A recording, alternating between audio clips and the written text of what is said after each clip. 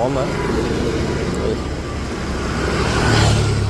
ఏంటి జ్యూస్ 20 రూపాయలు మాత్రమేనా? అది ఈ ఎండాకాలంలో ఇంకేముంది, తాగేద్దామని బయలుదేరిపోయాం. ఎంసీఎల్కి వ్లాగ్స్కి స్వాగతం సుస్వాగతం. ఈ రోజు డే 2 అనమాట సమ్మర్ ఛాలెంజ్ లో. మన గాంధీనగర్ ఐనాక్స్ దాటంగానే పక్కనే ఈ జ్యూస్ షాప్ అయితే ఉంది. 20 రూపీస్ అంట ప్యూర్ జ్యూస్ అయితే మాత్రం.